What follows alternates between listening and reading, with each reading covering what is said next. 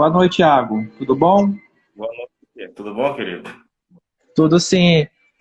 O meu áudio está saindo perfeito para você? Tá, e o meu? Tá legal. Então, Ótimo. conte pra gente, se apresente, diga seu nome e a cidade de onde está falando. Bem, meu nome é Iago Paiva, como já foi dito. Eu moro na capital de Rondônia. Opa, desculpa aqui que deu um problema aqui. Moro na capital de Rondônia, que é a cidade de Porto Velho. E hoje eu recebi o convite, né, do Henrique, meu irmão, para a gente estar falando um pouco aqui sobre questões culturais, já que a gente tem aí um Brasil tão heterogêneo, né? A gente tem vários Brasis dentro de um Brasil, devido ao regionalismo, devido às tradições conforme cada espaço geográfico. Então a gente vai comentar um pouco hoje aí sobre a questão cultural aqui no estado de Rondônia, sobre a perspectiva histórica, social, enfim. Certo. Iago, quais são as tradições culturais em relação ao estado de Rondônia? Quais são as manifestações culturais mais marcantes que vocês têm aí? Olha, como eu falei, né, o Brasil ele é um país muito heterogêneo nessa questão cultural. A gente tem sim uma identidade nacional, mas os regionalismos eles trazem essa diversidade. E aqui o estado de Rondônia ele também tem essa diversidade, tendo em vista que a gente tem uma tradição oriunda aí de complemento de vários imigrantes. A cultura aqui do estado de Rondônia é uma cultura bem diversificada, mas a gente tem aqui como predominância o boi também, como aí no Maranhão, só que é uma manifestação um pouco diferente. E nós temos também as festas juninas, as quadrilhas, os arraiais. Inclusive aqui a gente tem um evento tombado culturalmente como patrimônio imaterial, que é a Flor do Maracujá, que é um evento de quadrilhas, onde tem apresentação de arraial, né, festa junina, de bois aqui da região amazônica, dessa parte da região amazônica. Então, o que predomina é isso. Mas aqui também a gente tem muita cultura do forró, que é uma herança nordestina. A gente tem a cultura do samba. A gente tem a cultura, falando de música, né?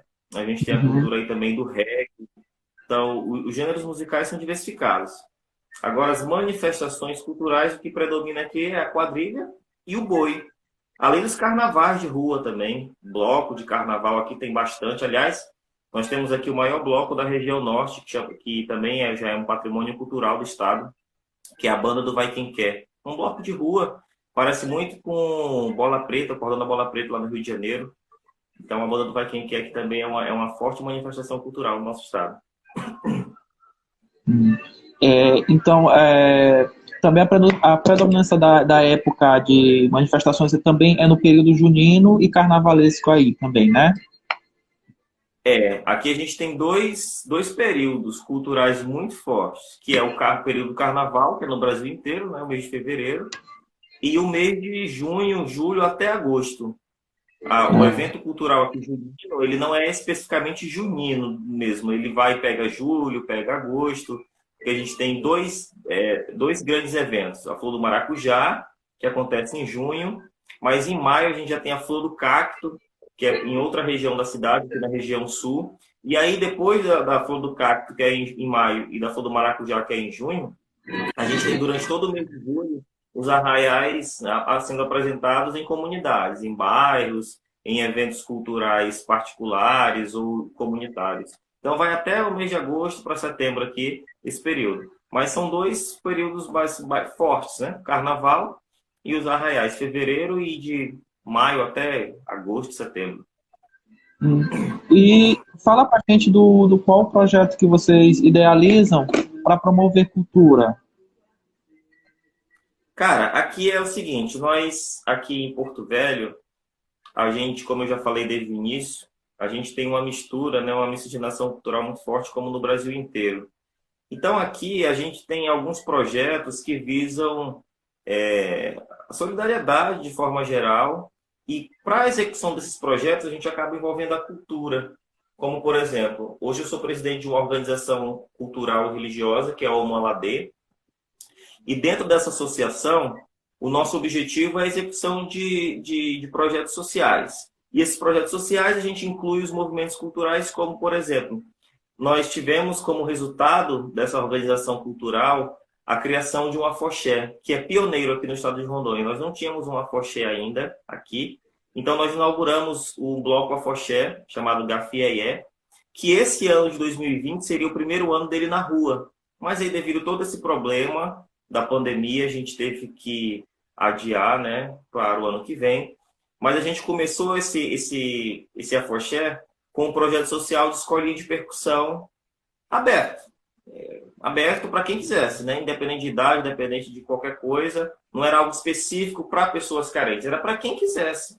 É uma escola de percussão completamente gratuita, onde a gente conseguiu apoio das escolas de samba aqui. Inclusive, eu quero mandar meu agradecimento à Escola de Samba Acadêmicos da Zona Leste, que eu também faço parte da direção, e a Escola de Samba Os Diplomatas, que foram as escolas de samba daqui que nos cederam alguns instrumentos.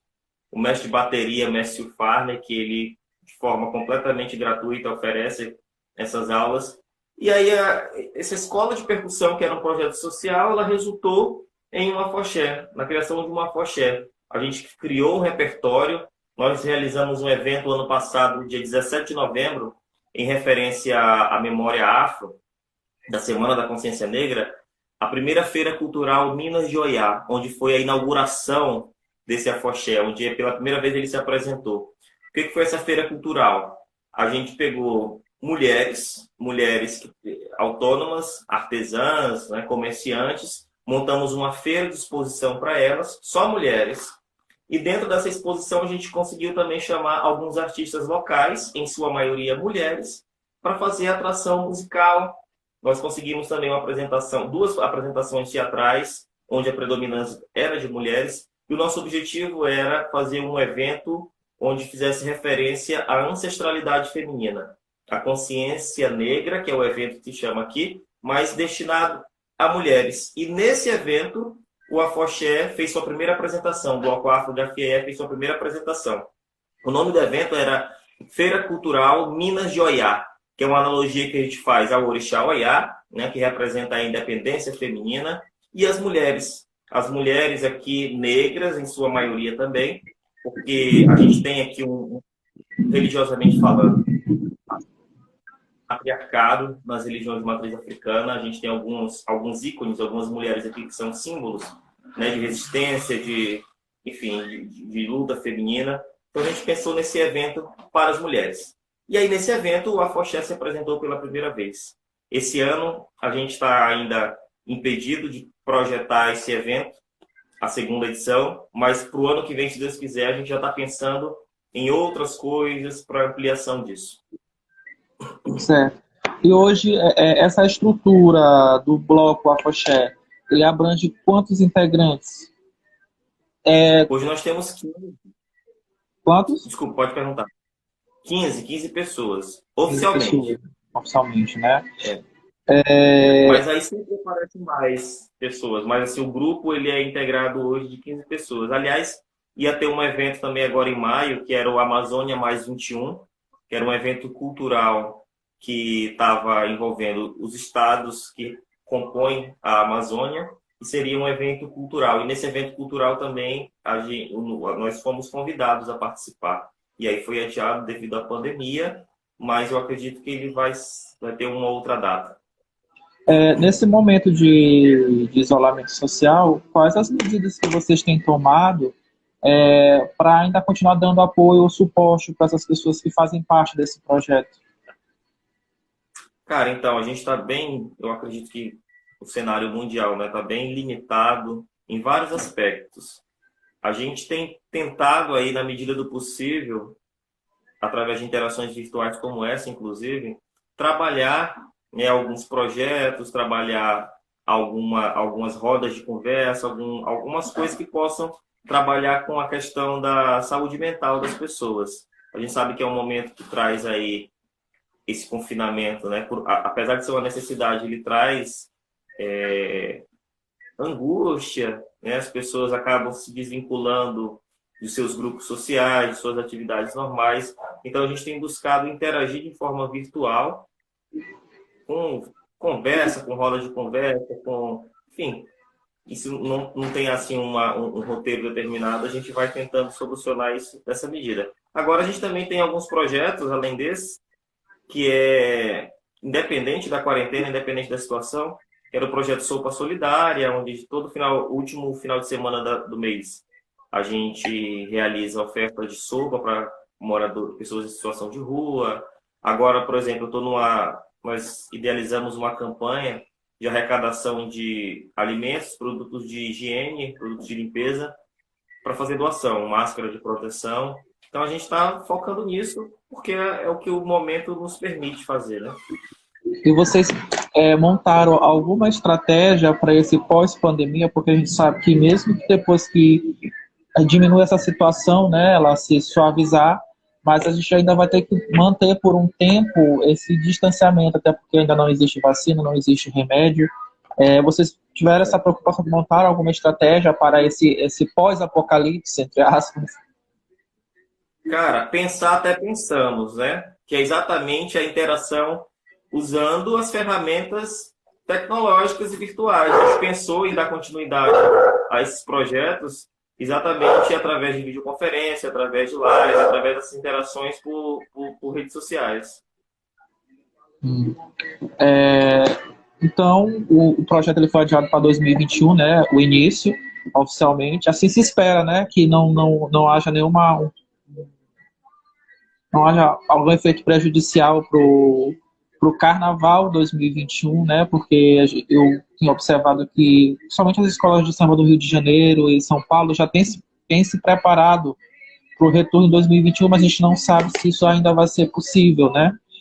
Mas assim como o nosso grupo, nós fizemos um planejamento, né, para um para um retorno pós-pandemia que talvez comece a partir de outubro, né? A gente retome algumas atividades, mas mesmo assim ainda mantendo esse distanciamento e essa cautela, né, que a gente precisa ter, mas em relação aos preparativos, principalmente de figurino, as pessoas já estão 90% prontos, então 2021 vai ser um exemplo de atividade especificamente só para a celebração, digamos assim, porque os preparativos já estão, mesmo que quase 100%, né?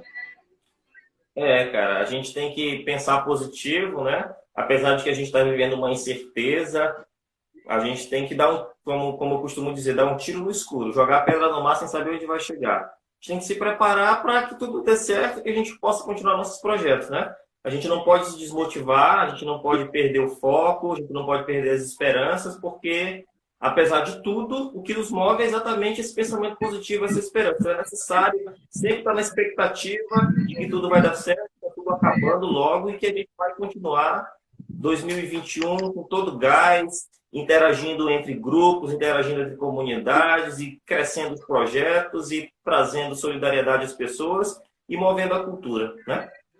Quando surgiu essa ideia da criação do bloco, como foi a aceitação dela para a sociedade que está ali inserida, a comunidade que está ali inserida no projeto? Cara, assim, foi muito legal porque a gente estava assim, a gente começou o projeto Escola de Percussão. Eu pensei nesse projeto e aí eu fui fazendo contato com algumas pessoas e houve aceitação. Vamos iniciar. Vamos. Então a gente começou, assim, uma aula ia 2, outra aula ia 5, outra aula ia 1, teve aula que não foi ninguém. Aí quando foi dia 10 de novembro, falei, cara, o que vocês acham de a gente montar aí uma apresentação cultural com essas pessoas que estão... Cada um sabe tocar alguma coisa aqui. A gente montar uma apresentação cultural e fazer aqui na comunidade, que é lá a comunidade onde a gente fazia as aulas, a gente vai mudar inclusive de sede agora, a gente fazer aqui na comunidade um evento cultural com essas pessoas, pegando aí esse período de comemorações da consciência negra. Bora fazer? Se faltar, isso era dia 10 de novembro. A gente tinha, ou seja, 7 dias, porque eu falei, vamos fazer dia 17. Porque dia 18, 19, dia 20 já tinha programação aqui pela prefeitura. Então vamos fazer dia 17 antes para não chocar com os eventos, para a gente poder interagir com eles, né? Eles poderem interagir com a gente. E todo mundo aceitou rápido, assim, aceitou aqui pela prefeitura. Então vamos fazer dia 17 antes para não chocar com os eventos, para a gente poder interagir com eles, né? Eles poderem interagir com a gente. E todo mundo aceitou rápido, assim, aceitou. Em 7 dias a gente fez um repertório, a gente fez os ensaios e aconteceu. E aí, depois que aconteceu esse evento da Feira Cultural Minas Joiá, que foi dia 17, foi como se fosse assim, um despertar para o projeto, que teve visibilidade, as pessoas começaram a ver, a gostar e a procurar. Tanto que a gente teve que limitar a quantidade de vagas, porque a gente tem uma carência de instrumentos. Não tem instrumento para todo mundo, porque nós não temos instrumentos. Os instrumentos são doações das escolas de samba, como eu já disse. Então, a gente teve que limitar a matrícula dessas pessoas pela falta de instrumento, porque a quantidade foi bem bacana.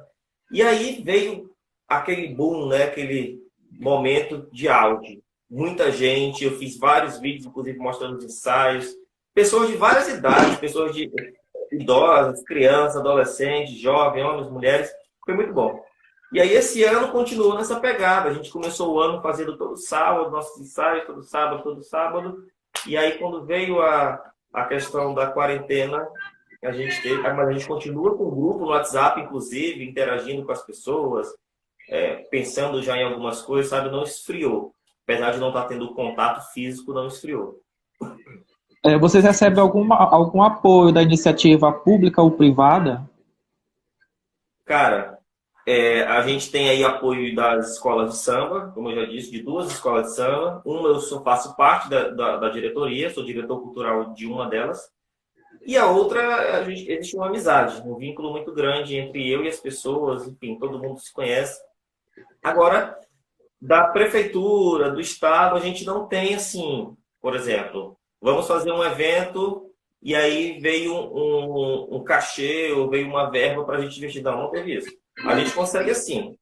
Nossa feira cultural, nós temos o apoio da prefeitura com banheiros químicos, com tenda, né, porque era um local aberto, com som, aí nós temos para a realização de eventos. Agora, assim, um investimento de alguma instituição, que, por exemplo, forneça, que nos tenha dado dinheiro para comprar instrumento ou para fazer qualquer outra coisa, não. Roupa, essas coisas, nada disso. Nossa parceria com a prefeitura é quando vai ter um evento, a gente manda um ofício e consegue banheiro químico, consegue tenda, consegue som. Não existe assim um vínculo efetivo de algum órgão diretamente conosco. Aliás, isso é uma realidade do estado inteiro. Eu penso que não só aqui no estado de Rondônia, mas eu acredito que essa dificuldade, essa ponte, esse acesso seja uma realidade em vários estados do Brasil. Não estou dizendo que não exista, né, facilidade, mas eu acredito que essa dificuldade ela não é só aqui. Porque aqui no Maranhão nós temos um sistema, você sabe que aqui a cultura ela é muito grande, muito forte, são muitos e muitos e muitos grupos. Então, o Estado acaba promovendo, o Estado e o município acabam promovendo editais para poder até ter uma regulamentação para que as pessoas certas possam receber os incentivos certos, porque às vezes a pessoa tem uma brincadeira e tudo, mas a documentação está toda irregular, falta pagar algumas taxas, essas questões burocráticas que costumam ser de praxe, né? Então, assim, tem esse edital, a pessoa tem o tempo determinado para correr atrás. Depois que passa no edital, ele entra na programação do Estado e da Prefeitura, onde ele vai ter o lugar onde ele vai se apresentar e ele vai receber o cachê pela apresentação, né? Aqui, essa questão do incentivo cultural, ele é dado através desse sistema. Eu não sei se aí no Rondônia eles têm esse mesmo sistema com as quadrilhas ou com os grupos de bumba-boi. Aqui funciona dessa mesma forma. Aqui a gente tem associações, né? A gente tem a FESEC, que é a Federação das Escolas de Samba, a gente tem a FEDERON, que é a Federação das Quadrilhas.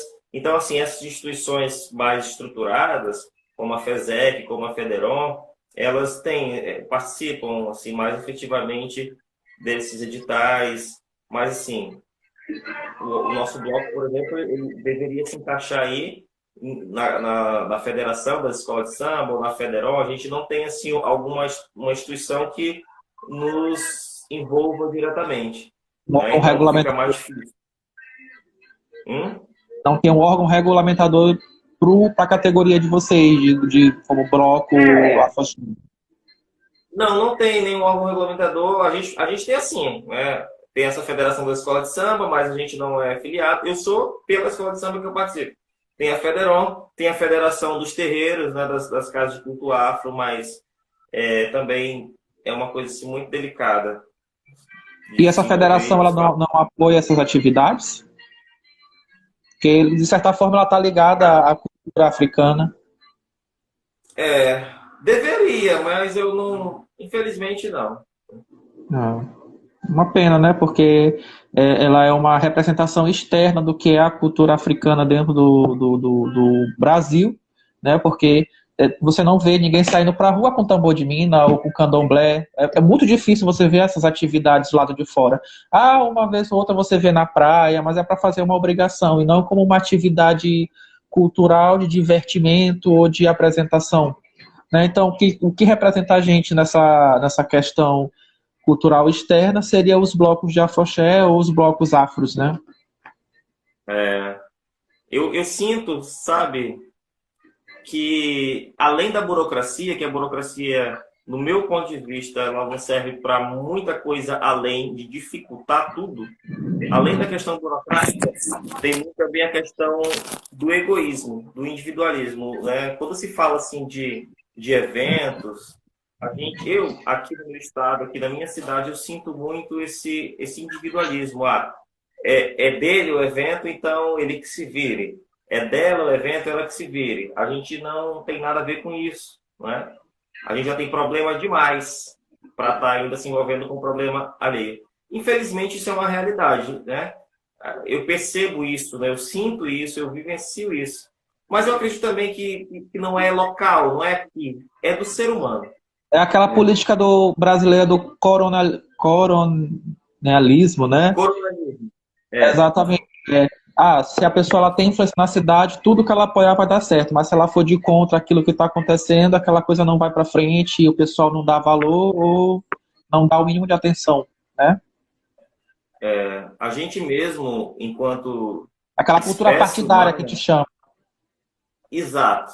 Existe uma tendência aí, né, da humanidade, claro que não é uma generalização, mas existe uma tendência da humanidade a esse egoísmo, essa disputa por ego, né? O meu é melhor, o dele, não, felizmente não. E aí a gente tem essa dificuldade de interagir, de aglomerar, de associar, enfim, eu percebo que isso é uma realidade. Infelizmente é uma realidade. A gente mesmo, a gente acaba enfraquecendo o movimento.